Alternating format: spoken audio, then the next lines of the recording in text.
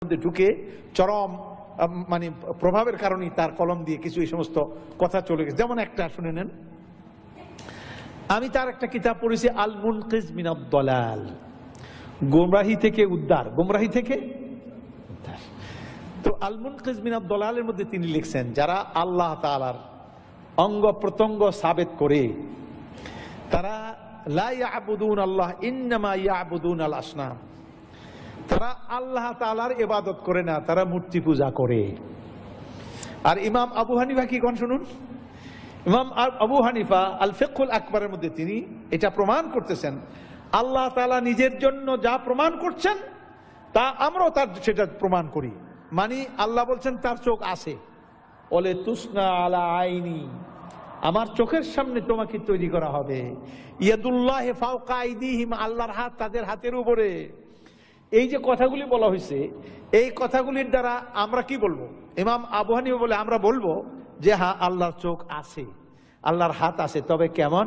তিনি বলেন কামা ইয়ালিক, আল্লাহর জন্য যেমন শোভা পায়, যেমন আল্লাহর ওজুদ আছে, আল্লাহর অস্তিত্ব আছে, আল্লাহর এগুলো আছে, কিন্তু এগুলি কেমন আছে? বেদুন কাইফ, আমরা এটা বলতে পারি না কেমন, এটা বলতে পারি না। যেমনটা আল্লাহর জন্য মানায়, শোভা পায়, তেমনটাই আছে। আমরা এটা নফি করব না, আমরা বলবো না যে আল্লাহর চোখ নাই, কারণ আল্লাহর আছে, আমরা নাই কিভাবে বলবো? আল্লাহ বলে আমার হাত আছে, আমরা কিভাবে বলবো? অতএব এই কথাগুলি আমরা নফি করব না। আর উনি ইমাম গাজালি যেহেতু আশআরি আকীদার একজন বড় তর্জমান ছিলেন, আপনার মনে রাখুন, এটি কিন্তু আবার ইলমি আলোচনা। এই আশআরি আকীদা হলো ইমাম আবুল হাসান আশআরি রাহমাতুল্লাহ আলাইহি, ইনি আবু মুসা আশআরির বংশধর ছিলেন। উনি কিন্তু মুতাজিলাদের মোকাবিলায় আল্লাহ তাআলার সিফাতের ব্যাখ্যা দিতে শুরু করলেন, তাবিলাতের মধ্যে গেলেন।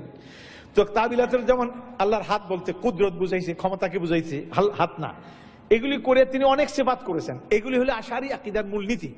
এইখানে পরবর্তী পর্যায়ে ইমাম কি বলে জুয়াইনি, ইমাম গাজালির উস্তাদ হলো ইমামুল হারামাইন ইমাম জুয়াইনি, তারপরে তাফসীর ইবনে কবিরের ইমাম রাজি, পরবর্তী পর্যায়ে মাওলানা রুমি, এরপরে আবু মনসুর মাতুরিদি, এই সমস্ত লোকেরা কিন্তু এই আকীদাকে সামনে বাড়ায় নিয়ে গেছেন।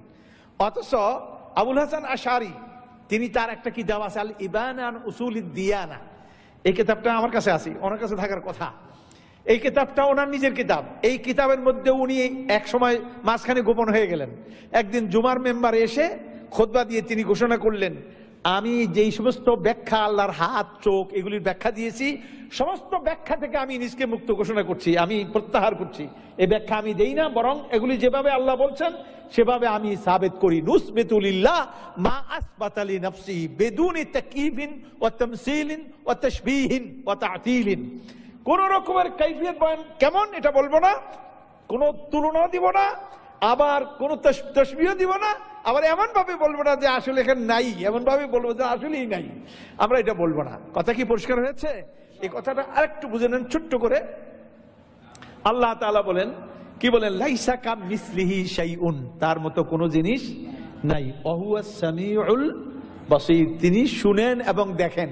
সামি বাসীর, তাইলে আমরা কিন্তু সামি বাসীর, আমরা কি? আমি সামি মানে শুনি, আমি বাসীর দেখি, তার নাউজুবিল্লাহ। তাহলে কি আল্লাহর সঙ্গে তুলনা হয়ে গেল না? আল্লাহ সামি বাসীর, আমিও কই সামি বাসীর, কয় না। লাইসা কামিসলিহি শাই, ওটা হলো আসল, তার মতো কোনো জিনিস নেই। মানে আল্লাহ স্বামী, আমরাও স্বামী, কিন্তু আল্লাহ আমার মতো স্বামী না। আল্লাহ বাসীর, আমিও বাসীর, কিন্তু আল্লাহ আমার মতো বাসীর না, আমি আল্লাহর মতো বাসীর না, আল্লাহর মতো স্বামী না। কারণ লাইসা কামিসলিহি শাই, তার মতো কোনো জিনিস নাই। তার মতো তিনি, তার মতো তিনি, তার সঙ্গে কোন রকমের তুলনা দেয়া যায়। আল্লাহুল মাসালুল আলা, আর তিনি হলেন সুবহানা রাব্বিয়াল আলা, তিনি তার মিসাল, তার অন্য কোনো মিসাল। কথা পরিষ্কার হয়েছে? এটি আমাদের আকীদা। ইমাম গাজালি কিন্তু ওই আশআরি আকীদার মধ্যে গিয়া, তাবিলাতের মধ্যে গিয়ে এই অসুবিধাগুলি